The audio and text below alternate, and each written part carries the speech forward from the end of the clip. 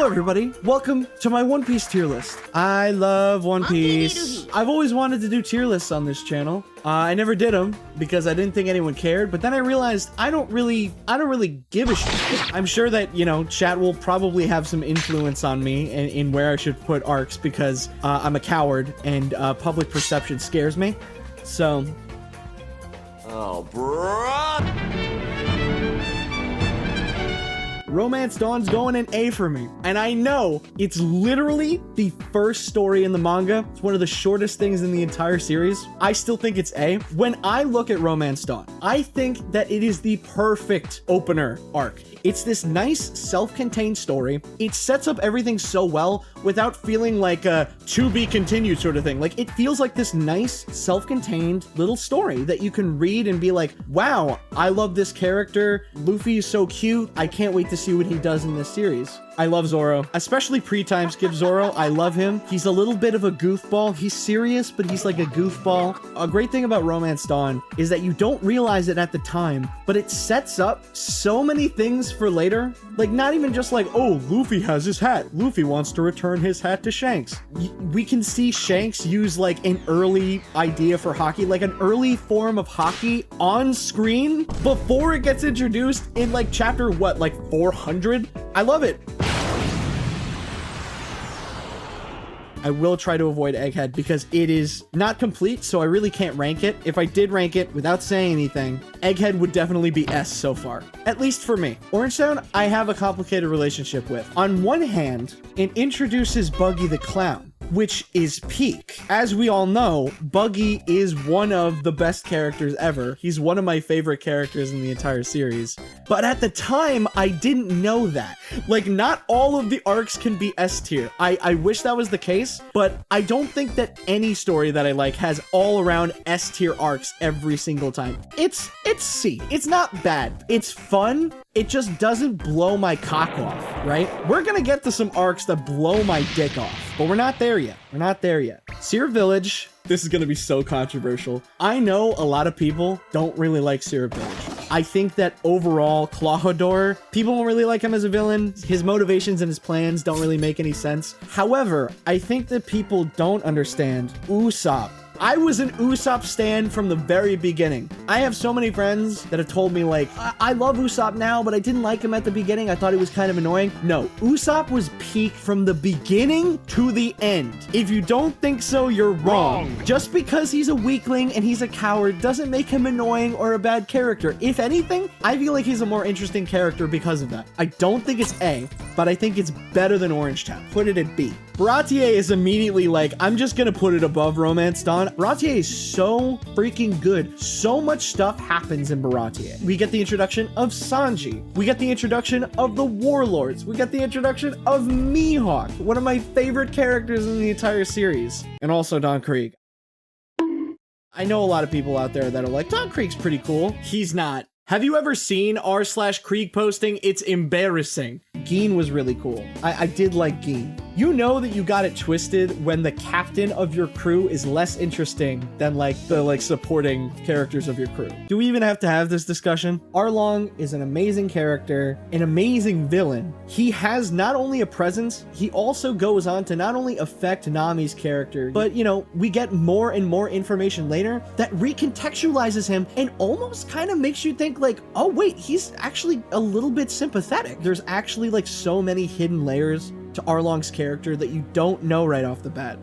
Nami is fucking fantastic. She's one of the best characters in the entire series. Oda doesn't really treat his female characters all that well sometimes. I'll give him this. He actually did a good job with Nami, especially early on. But yeah, it's a really good thing that kind of ties together the first major saga, which I really like. Woo, Logtown is an amazing opener to a new season. It is almost perfectly crafted to get you back into the story and kind of like, you know, be like, okay, they're starting a brand new adventure, you know what I mean? I think some of my favorite One Piece arcs are the shorter ones. They never overstay their welcome. And for me, it always leaves me wanting like more. All in all, it's a great arc, right below Romance Dawn for me, I think. Anyway, Reverse Mountain. I don't really consider this an arc. it just kind of feels like an in-between, but it does set up a really compelling storyline. But on its own, it doesn't really... I love Laboon. Don't get me wrong. Guys, calm down. It's more of a setup arc than anything else. It sets up Alabasta, like getting into Whiskey Peak. It sets that up. It sets up Vivi. Like, I'm gonna just put this in D because it's not bad. It's not bad at all. It just doesn't do much for me. Whiskey Peak, I'm mixed on this one. It starts the Baroque Works storyline, which I like, and I think it has a cool setting. I think like the giant plant that has a bunch of like gravestones on it is a really cool set piece. But beyond some cool scenes with like Zoro, I don't think it goes crazy. I'm sorry, it was just a little bit more entertaining to me than Reverse Mountain. It was. Luffy, it's good to see you, buddy. Can you eat bugs live on stream? Anyway, we're gonna talk about Little Garden next.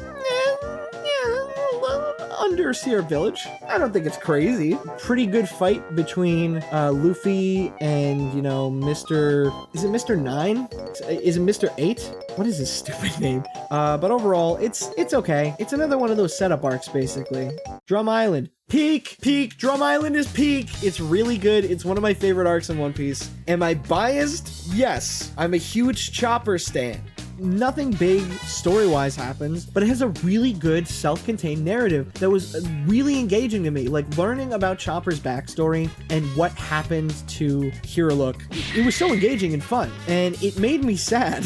It made me depressed. People just don't like Walpole, but I like Walpole. He has a lot of character, surprisingly. Like, he sucks, don't get me wrong. I don't like him. Like, we need like asshole characters in this series. We do. And I think that this is also the first arc where I really started appreciating Vivi. I was kind of like middle of the road on Vivi for a little bit. Drum Island, I think she has some really good moments with Usopp and some really good interactions with the crew members. I'm a little bit mixed on Alabasta. I don't know whether to make it S or A, but I really like it. It has so much stuff to like. I'm gonna put it at the top of A right now.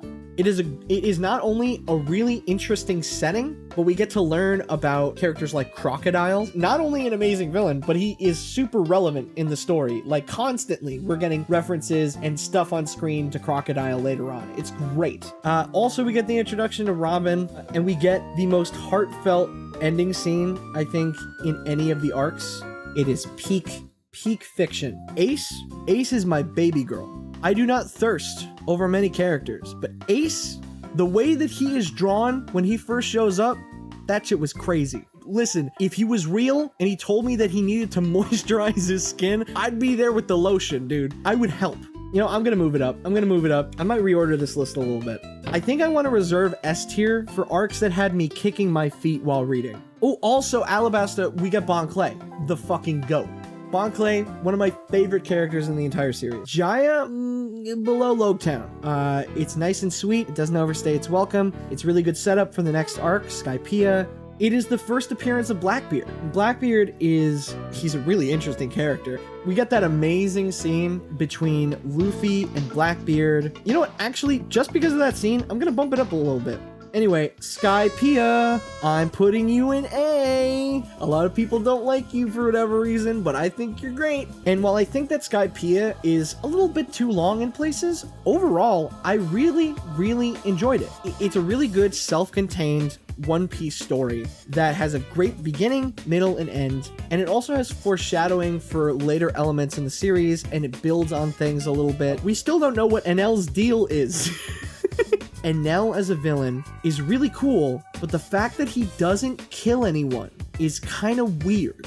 But yeah, no, Skypiea's peak. If you don't think so, die. Long Ring, Long Land. Y'all know what I'm about to do. S tier, baby. Yo, the greatest arc in all of One Piece. So much to love about this arc. It's the introduction of Foxy. It's the introduction of Foxy's crew. It's the introduction of Foxy's pirate ship. So much to love about this. It definitely didn't overstay its welcome whatsoever, and I quite enjoyed every single moment of it. And honestly, I wish that it was as long as Wano. I know a lot of people that skipped it and don't like it. You're wrong, and I don't have to explain myself further. There's even the introduction of Kuzan. Oh my god, how can we forget? But you know, Kuzan is also really cool. A tier for me. Water 7. Easy high A tier. There's a lot to love about Water 7. It's got water. It's got 7. It has some of the best Usopp content in the entire series. The like mystery of who's trying to murder Iceberg and stuff like that is really, really cool. It's the introduction of the GOAT, Frankie. Usopp versus Luffy. One of my favorite scenes in the entire series is Usopp versus Luffy. There are parts of the story where I'm reading manga, I am reading a book, and I'm pumping my fist and being like, yeah, yeah, and like kicking my feet and stuff. And Water 7 really was the point in which I was like, I'm ride or die for this shit. There's no way it can get better. And yet, following Water 7, we have Enies Lobby coming in from the ropes. If you are not ride or die for this series by the time you get to Enies Lobby, I'm sorry, man. Maybe you should just never read anything again. All of the crewmates get their own fights. It's like they took everything about the climax of Alabasta that worked and expanded upon it. Like instead of fighting for Vivi, they're fighting for Robin. Vivi knows that she's in the right, but Robin, in comparison, feels like she's worthless. Like no matter what she does, will be wrong. But then Luffy comes along and he's like, Rob Lucci versus Luffy happens in this arc. I can't believe I didn't mention that. It's so good. The stuff with the Mary, and we get to see Monster Point for the very first time. This is the peak of Chopper being an interesting character, and I'm so sad to say that after this point, Chopper over time has kind of eroded. It's S tier. What do you want me to say? Post-Enies Lobby is a really fun arc. I'll put it above Long Ring Long Land because I think it's a really cool like little epilogue, and it gives us a lot to think about and a lot of different information about Luffy and Luffy's heritage and his family. Yeah, Garp. I like Garp. I'm a Garp stan. Don't get me wrong, all Marines are bad, but Garp, you know, he's one of the closest that we're gonna get to like a good Marine. I'm gonna be honest, I like Thriller Bark, but nothing happened in it. I'm a big Brook lover, so I'll put it... I love the aesthetic of Thriller Bark a lot. I think Thriller Bark's great.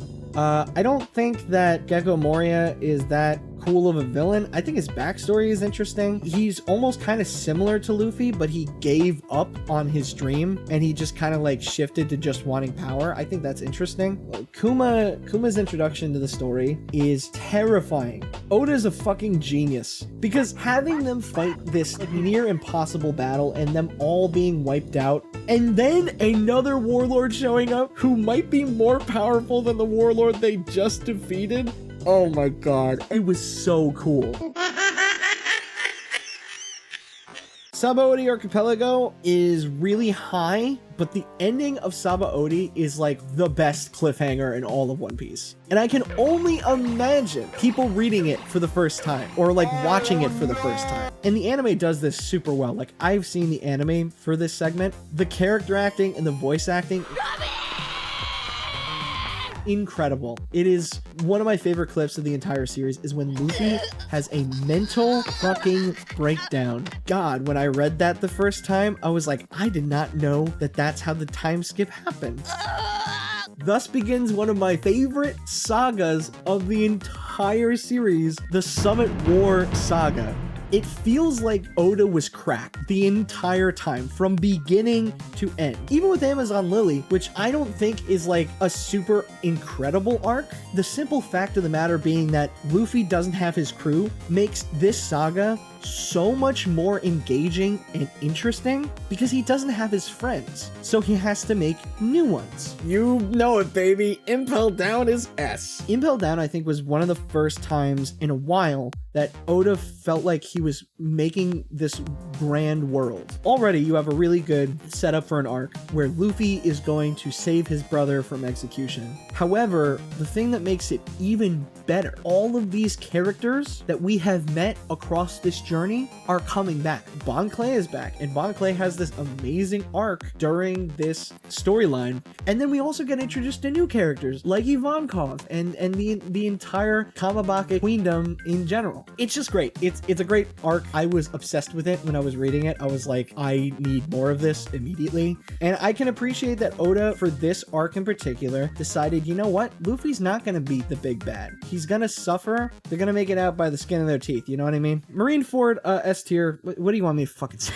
Marineford is amazing. The most engaging thing I have ever read. And when I tell you I was kicking my feet and squealing with every other page, the best part about Marineford is it's treated as the climax to a story that we never saw, while at the same time being filled with fan service of characters that we know and we're seeing all converge in like this big crossover storyline.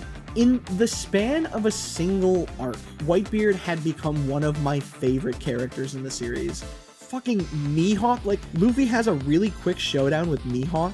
A lot of Whitebeard's crew makes a really good impression. Like this is the first major time that we get to see Marco like do anything, and he's really cool and interesting. The ending with Shanks and Kobe like getting a spine and standing up to like the most powerful guy on the field is so much cred to Kobe in his development. You know, even though I knew that it was coming, Ace's death still hit me like a ton of bricks. Damn, dude, they eviscerated that dude. People trying to further their like agendas for characters that they like or dislike, and there's always like Akainu ones that make him really cool or like the lamest dude in the entire world. There's the one I saw where it was like, that Luffy kid like, really powered up. I better sit my ass in this office or I'm finished. I think that getting Luffy's backstory is the best part about Post-War. I think everybody would agree. But when I was initially reading it after Marineford, I was like, dude, I don't want to read this right now. Like, I'm interested, don't get me wrong, but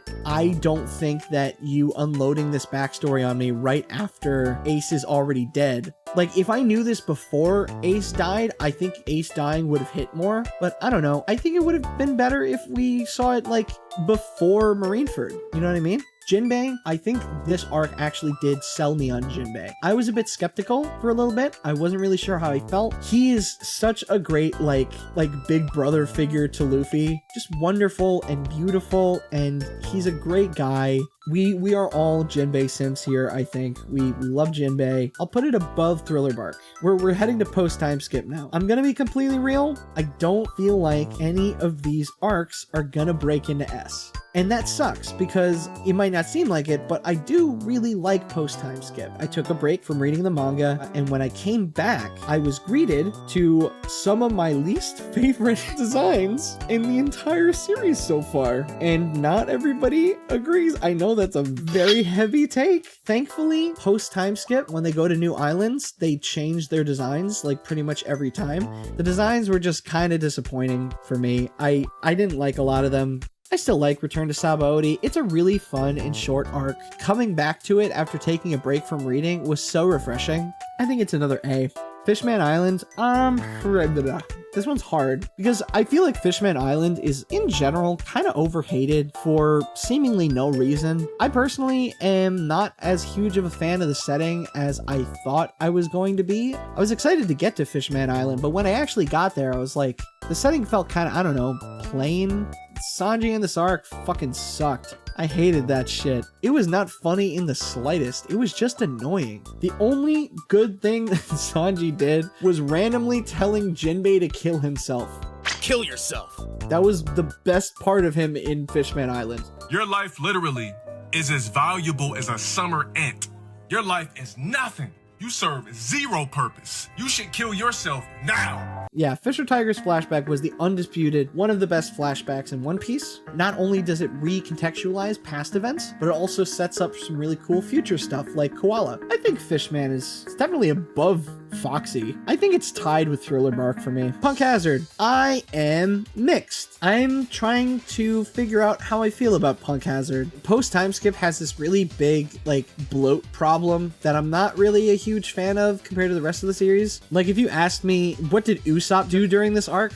I don't fucking remember. I think he just kind of hung out. But yeah, how could I forget the cool Yeti brothers?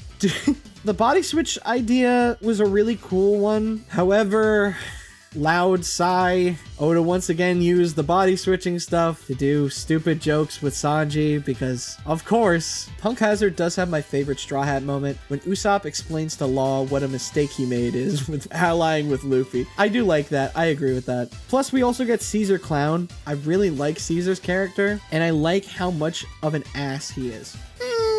I'm gonna put it above Long Ring Longland. Solid B, top tier B. Dressrosa, okay. Dressrosa is long. And again, it does not need to be that long. I don't know why it was decided to make it that long. Don't get me wrong, Dressrosa has so many great parts, so many great aspects. Dressrosa has some of my favorite scenes and some of my favorite characters. Bartolomeo, for example. It's like a One Piece superfan got inserted into the manga. We are all Bartolomeo. Whenever Luffy comes on screen, I pog and I go, oh my god, it's Luffy! Laws, he wants to get revenge against Doflamingo for killing a dear friend of his when he was a child, otherwise known as Caesar Clown. And I know that I'm simping for every other character at this point. I don't think I simp for him, but he's goals. Like, I don't have gender envy, but when I saw Caesar for the first time, I was like, I want to look like that. Not Caesar. Fuck, not Caesar. God, no. Jesus Christ. Sure, no, yes. Welcome to my stream, chat. The whole tournament arc is great. The whole Coliseum thing, I think it's great. Luffy versus Doflamingo, strangely, is one of the lesser interesting parts of the arc to me. I'm so much more interested in the characters, backgrounds, and plot than I am with some of the fights sometimes. Oh, also, yeah, no, Senior Pink. Senior Pink's backstory too. Dude, there's so much to love about this. I think it's top of A tier, right below Water 7. Dressrosa's biggest sin is its length. We're making a tier list within a tier list. Weren't expecting that, were you? I'm full of surprises. Check out my Glock. Okay, Brook is A tier. Frankie, A tier. Jinbei, A tier. Luffy, S tier. Nami, which is very close to S. Vivi, I love her, but she's gonna have to be lower because she wasn't on screen as much as everybody else. Robin, S tier. Zoro, pre-time skip is S tier, post-time skip is a bit lower for me. Below Jinbei. Sanji. Usopp, yes. Chopper, yes. Zou I really liked because, like I said, I think post-time skip suffers a lot of bloat. So Zou is a really good in-between arc that's not too long. The fact that Zou is like on the back of this ancient elephant and it's filled with furries, that's cool. Zou is already high tier because Carrot gets introduced and I love Carrot. It's short, it's sweet, it sets up a really good arc coming up, Whole Cake Island. Momonosuke is great in Wano, but everything beforehand, I'm just like, I want to slap his bald ass head. I'll put it in low A. Low A for me. Whole Cake Island was great. In some ways, it feels like Oda's response to like the character assassination that he put Sanji through. Sanji has gotten fucking annoying in post-time skip up until this point. But then here comes Whole Cake Island to be like, hey, here's a whole arc centered around Sanji. Pudding is a really good addition to the overall cast. All of Big Mom's kids are interesting. I love Big Mom. Big Mom's awesome, dude. It's also great because it's like one of the most powerful characters in One Piece is a woman, and also a woman that Oda does not draw like a reskin of Nami. I love that. Katakuri, excellent. Oda cooked. I feel like I'm jumping the gun a bit here, but Big Mom's backstory is also one of my favorite like flashbacks in the entire series. Every time I go back to it, I'm just like, wow, Oda really wrote Big Mom cannibalizing a bunch of people, huh? As a child and not knowing. Like that's insane. That's a crazy thing to write, and I'm glad that he wrote it because it perturbed me when Luffy refuses to eat until Sanji cooks for him. And then Sanji finally makes a meal for him and it gets destroyed in the rain and Luffy eats the meal and he says it's some of the best tasting things he's ever had. And it reminds Sanji of his mom who passed away. Oh my god, it's so good. I've actually seen the anime scene for that too, and it's also like insanely good. I think Whole Cake for me is actually above Water 7. Like, it's a great arc. Reverie should not be considered an arc. It is like 3 chapters max. That is not an arc. I think that's shorter than Romance Dawn. We get some cool stuff with like Kuma, and you know, they save Kuma, and I think Bonnie is there too. Below Baratie. I think that's a good one. For the finale, we have Wano Country. It has some of the highest highs and I think the lowest lows of the entire story.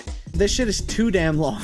It's its own manga. It could be its own manga in length. Like, that is where we're at. We got stuff like Gear 5. That entire sequence was credible, both in the manga and in the anime. But the third act of Wano dragged on way too long. Odin's flashback was genuinely, I can say this with utmost certainty, I did cry. I cried at the end of the flashback. Yamato. So he only gets so much to do. Like, he fights against his dad, and then he fights against Tree Guy, and that's all. I think Yamato is a really cool character. I just wish that Oda didn't introduce him so late into the plot. It's just really weird. What about Kaido as a character?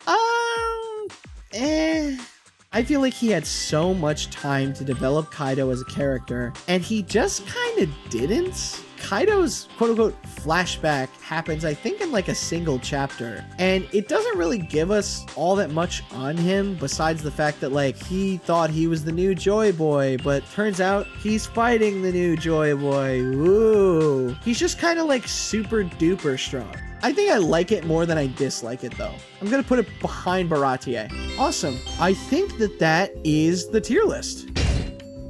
Thanks for hanging out with us. I love doing this. This is a really fun little experience, and I hope to do more fun tier lists in the future. Also, if you didn't know, I'm currently running a fundraiser for a couple of friends. Check out the 2 GoFundMe links in the description below, and if we fund both of them, then you can get cool stretch goals like this stuff on screen right now.